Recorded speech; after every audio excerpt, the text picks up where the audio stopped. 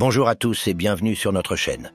Aujourd'hui, nous poursuivons avec la deuxième partie de la vidéo sur le projet d'élimination de Maurice Kamto, le principal leader de l'opposition au Cameroun, orchestré par le régime Biya. Pour mieux comprendre de quoi il est question si vous êtes nouveau, cliquez sur le lien dans la description ou sur le commentaire épinglé dans la section commentaires pour regarder la première partie de ce documentaire. Pour ceux qui l'ont déjà fait, on se retrouve juste après le générique pour entrer dans le vif du sujet.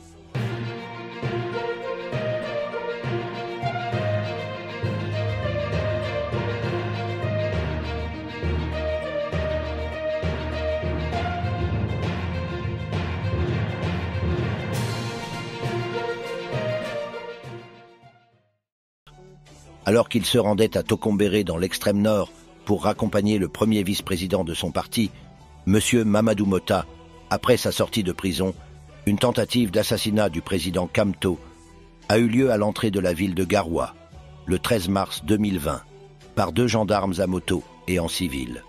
L'un des deux fut arrêté par des membres de la sécurité du cortège du président du MRC et amené chez le gouverneur de la région du Nord, où il fut formellement identifié. Une plainte fut ensuite déposée contre lui le 17 mars 2020, sous le numéro 1623 par les conseils du président Kamto. Non seulement aucune suite n'a été donnée à cette plainte à ce jour, mais contre toute attente, 7 membres du MRC qui accompagnèrent le gendarme chez le gouverneur sont poursuivis pour port d'armes illégales et séquestration d'un fonctionnaire.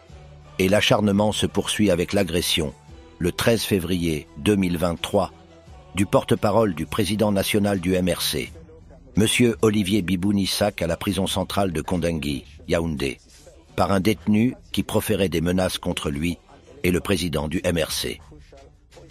Malgré l'ambiance de terrorisme d'État avec tout ce que cela implique, de mépris de l'État de droit, d'insécurité permanente et d'arbitraire généralisé, caractéristique des fins de règne des dictatures rampantes, le MRC rappelle que le peuple camerounais ne cédera pas à la terreur politique orchestrée par quelques individus nichés au cœur de l'État qui espèrent s'en servir pour usurper le pouvoir.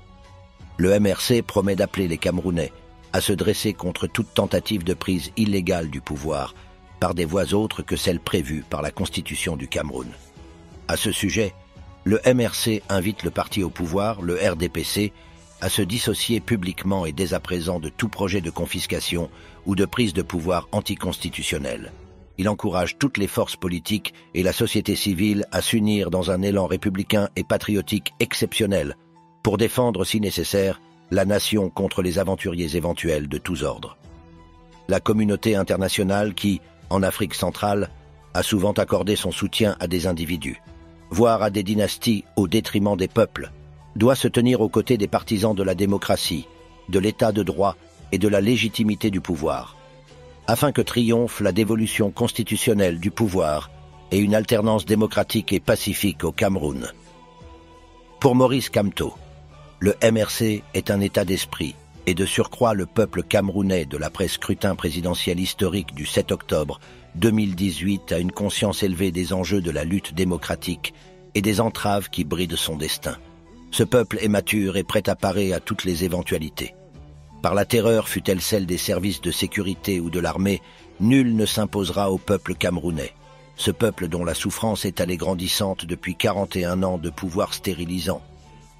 Les mêmes informations et rumeurs, savamment distillées afin qu'elles parviennent directement à la hiérarchie du MRC, confortent les soupçons selon lesquels, au sommet de l'État, il y aurait en cours d'exécution, depuis les mois qui ont précédé le scrutin présidentiel d'octobre 2018, une campagne orchestrée par l'État sur fond de tribalisme, pour tenter, heureusement en vain, de saper la popularité du MRC et de son leader principal.